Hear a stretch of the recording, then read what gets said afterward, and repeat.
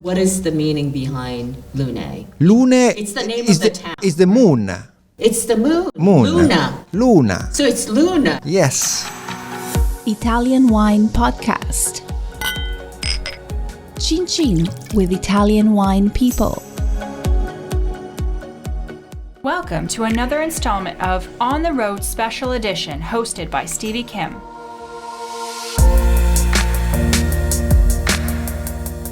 Welcome back to Italian Wine Podcast. This is the On the Road edition. Today we're here with Diego Bosoni because he's doing something very, very special, which we'll talk about.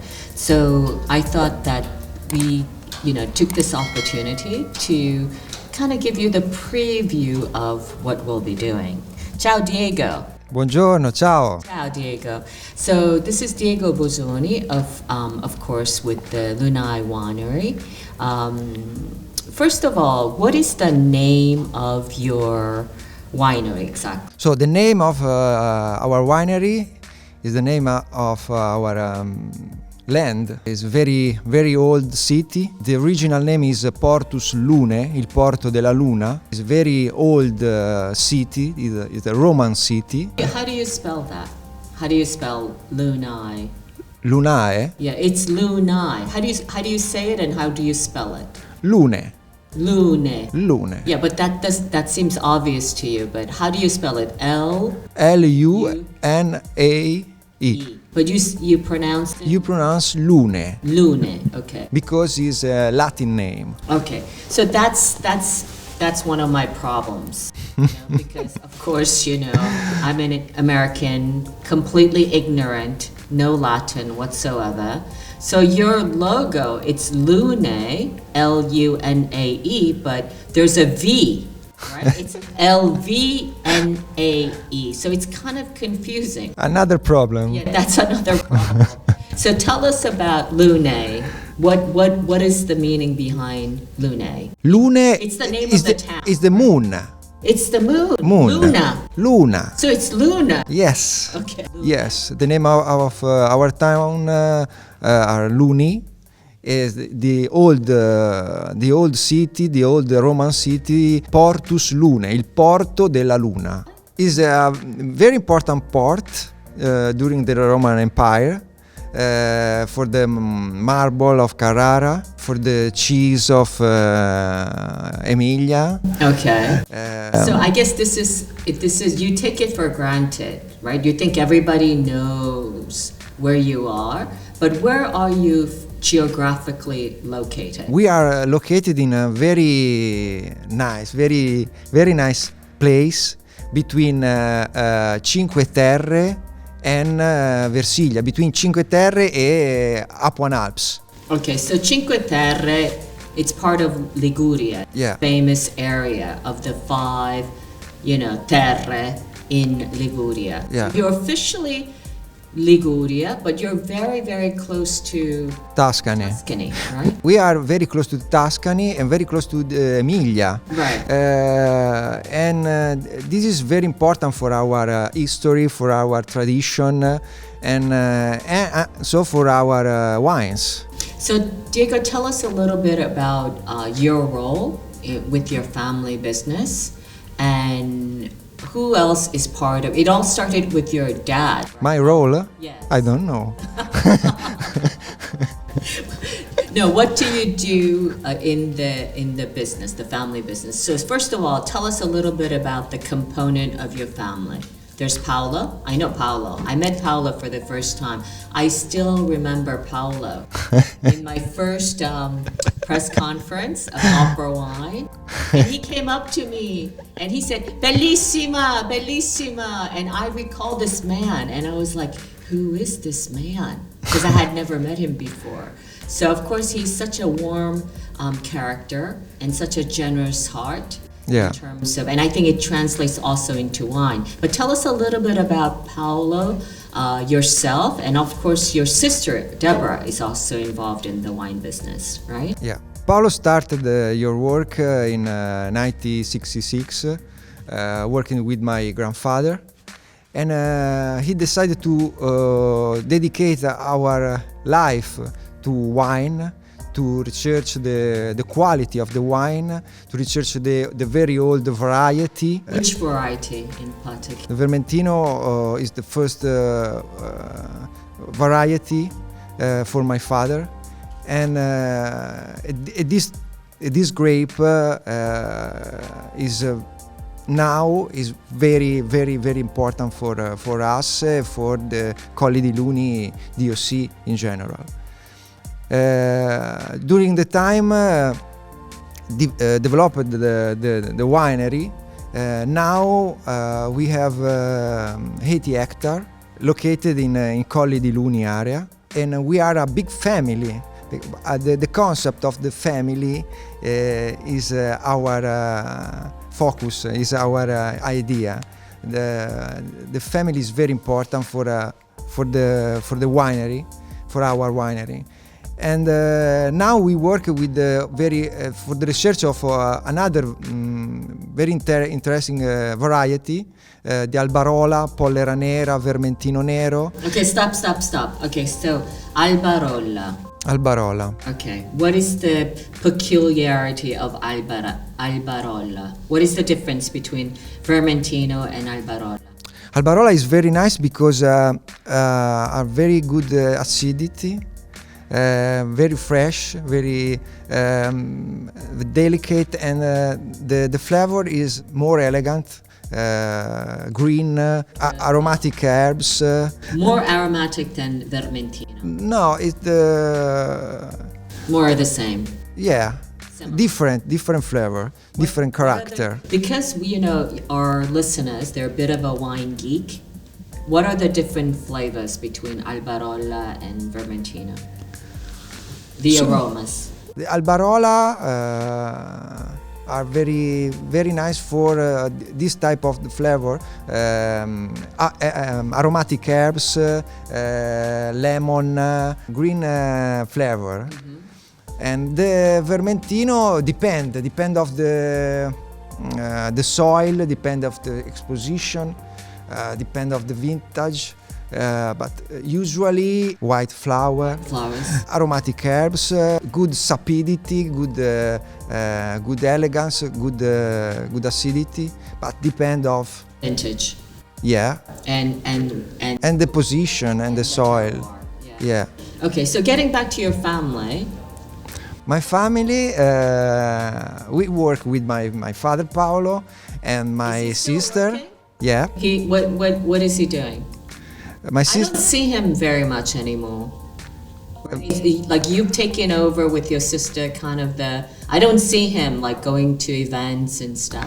And Deborah work with the people for the tasting, for the visit of the winery, of the vineyard. In the vineyard. Is it safe to say that you're more on the winemaking side, the production side, the vineyard management side, and Deborah is more into the hospitality side? Yeah. Is that fair? That's how you divided the family business a bit? Yes. And what about Paolo? He's just sleeping? What is he doing? No, Paolo is around the winery forever. Every day, every time. His presence is still very significant. Yeah, it's a satellite. And what about your mom? She's the real boss, right? She's the real boss. I always feel like, my personal experience is that the person I see the less in the family business is really the boss, right? And because I've never met your mom, your mother, I feel like she is the real boss. Yeah. Is that true? She's But is she part of the business or not? Yes, absolutely. Wait, stop. Is she part of the administration? Yes. Oh my God, I knew it. Because it's the same story over and over again. It's like even the Gaia family. The real boss is the mother. The mother. The children, you have Angela, of course, but the real boss is the woman behind the big family. Absolutely. So that's nice. So I'm going to kind of ask you about what we're doing here today, right? We're doing a special event. Yeah. It's the first time you're doing this vertical event of this one particular wine, which is called Numero Chiuso. Yes. So of course, Numero Chiuso literally means closed number. Why did you give this label, this wine called Numero Chiuso? What does this mean? Because it's a very small production. How small is the production? 2600. Oh, okay. So 2006. 2006. Okay. You can say 2600 or 2600. But 2600. that's still very, very small. Because what is your production of Vermentino, the regular line? Sulle 100.000 bottiglie. The 100,000 100,000. bottles, Yeah. and only small percentage, 2.6%, right, is dedicated to Numero Chiuso. Yeah. So it's a very special label. Yes. And we produce this wine only in the best vintage. So not every year. No. No. Which were the years that you didn't produce Numero Chiuso? 2012. What happened in 12? Bad weather? Yes, the production was small, and we decided to dedicate our attention for our label. So you thought 2012 was not worthy in terms of quality to produce Numero Chiuso. Is that correct? Yes and no. 2012 is very strange vintage for us. Small production is more rain. It was rainy. Yeah. Rainy season. Because now tasting the old the old bottle of 2012, we have a nice surprise, because the wine evolving very good for in this vintage. Oh, okay. But you didn't produce No. Numero Chiuso. No. Aha. È andata così. Okay. But tell us what we're doing. No, were there other vintages that you didn't produce Numero Chiuso other than 12? 2014. 14. For Yeah. same reasons? More Yeah. kind of. Sì. That's it? Yes. Okay. I'm testing you. Okay, so today, so first of all, tell us what's special about Numero Chiuso. What is the difference between Numero Chiuso? Why it's so special? What are the special characteristics of Numero Chiuso? The idea of this wine is the time, the evolving during the time, the evolution during the time. It longer, the aging period? Yeah, this wine aging in one big bottle of 20 hectoliters for Just one? Just one. Oh, I didn't know that. Okay. Yeah. For 1 year, 1 year and a half. Okay. And we bottling the wine and aging in the bottle for another 1 year and a half. So now in December we started with the reselling 2018. Right, so the current vintage on sale is the 18. The Three years basically. 18 months, and then additional 18 months, right? sì, Okay, so 3 years. yeah. So the current vintage in the market is 2018.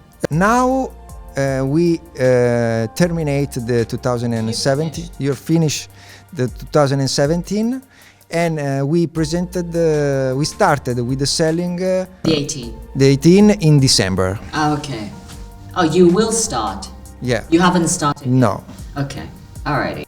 Now today we tasting in anteprima. Right.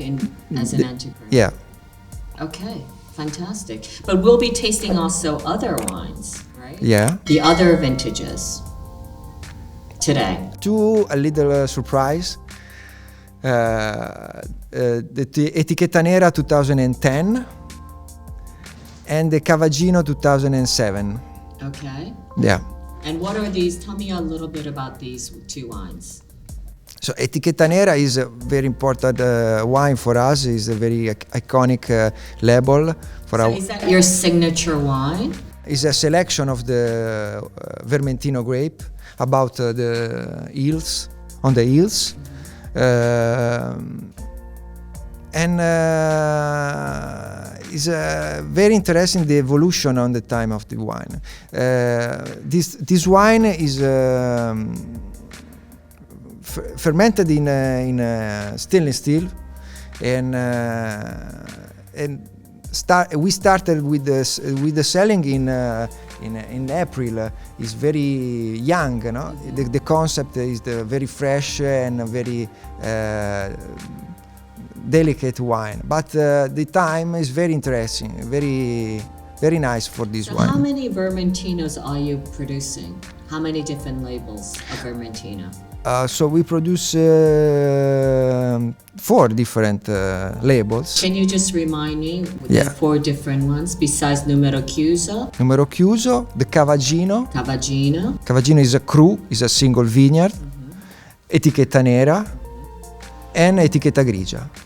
And what's the difference between, okay, so I'm going to ask you a cheeky question. Okay, maybe a little bit difficult. So, when Come vuoi. when you're doing a blind tasting, you do a blind tasting. Okay, you don't okay. see the label. How can you tell the difference between the 4 different labels? The first Etichetta Grigia is very typical Vermentino. You can find the classic flavor of Vermentino in the Colli di Luni. Freshness, good sapidity, good balance, nice note of flavor, very easy to drink. Etichetta Nera is another experience because it's more long, it's more intense of the flavor in the flavor, and the taste is long, is intense, more intense, is more complex.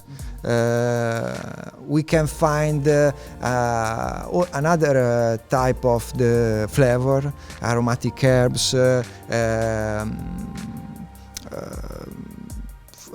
tropical fruit in particular vintage. And is that because it's coming from a warmer site? Because the different label born in different terroir. Right. Okay. Different sites. Different size. Etichetta Grigia born in the plan. On the floor. On the floor, and the Etichetta Nera on the hills. Okay. And what is the altitude? For Etichetta Nera, 200 metri. 200 meters, yeah. On the plan we have alluvional soil. On the hills we are very more stone, macigno, abbiamo un po' di arenaria, so different a different exposition. Yeah. On the hills we have very nice exposition during the day, good ventilation. So different. Even just the difference of 200 meters. Yeah. It's a huge difference. Yes, the character of our area, but in general, for the Liguria in general, is the diversity. The more we have more character, more diversity, different type of the soil, more different type of exposition, more different type of the vineyard. The vineyard is very small and located in a position different. You have many different parcels. Yeah. All over your area. Yeah. We have 80 hectares, but in more different parcel, and more in different exposition. Okay, so we've gone over the gray label, etichetta grigia. Yes. So we've gone over Black the label. black label. Then we have numero chiuso, E Cavaggino. Cavaggino. Yeah. And what about Cavaggino? Cavaggino is a single vineyard. Right. We Where is it located? In Lunae, very close to the winery, on the hills. It's very nice position, very nice soil, and this wine fermented in barrique, not in total, but the 40% of the masses fermented in barrique, 60% in stainless steel. And I know that, you're not supposed to ask this question, but it's because it's like, I know how the winemakers feel about their wines. It's like their children, right? Yeah. And not one label or one wine is better than the other. But have you got a favorite wine out of these four, Vermentino? Which is your favorite Vermentino? No. That's what No. No. I love the four Vermentino because every label is different, and we and I love the character of different label. Okay. Listen, so I don't know if you want to talk about this, but when I came to visit last time, you have a new project. You showed me like a new vineyard area. Sì.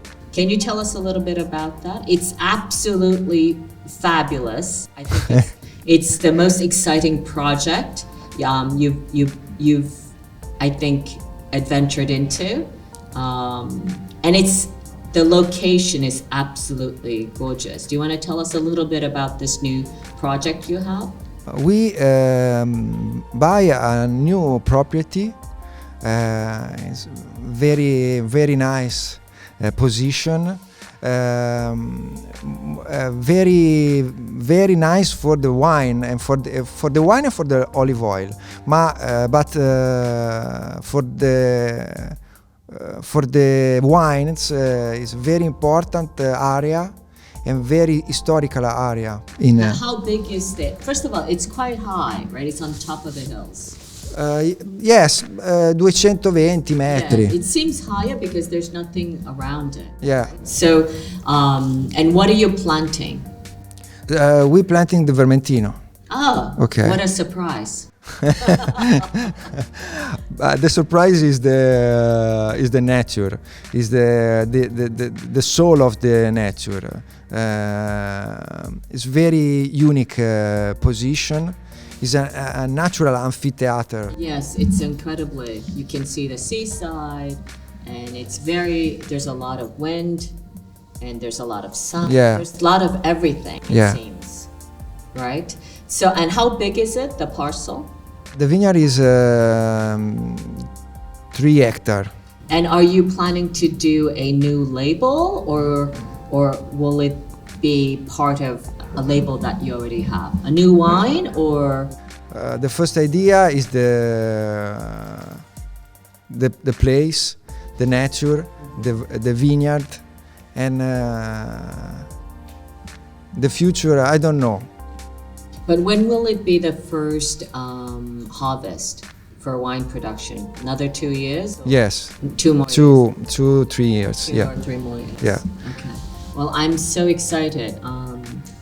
I saw that there was a little custodian. There was a gentleman with a donkey who was living and guarding your vineyard there. Yeah. So maybe when this gentleman retires, maybe I can move in and take care of your vineyard.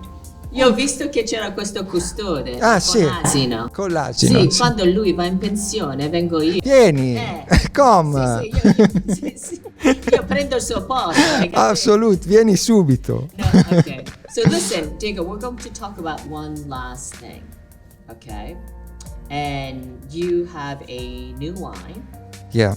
okay, which you're going to have us taste for the first time. Yes. Would you like to talk to us about that? Sure.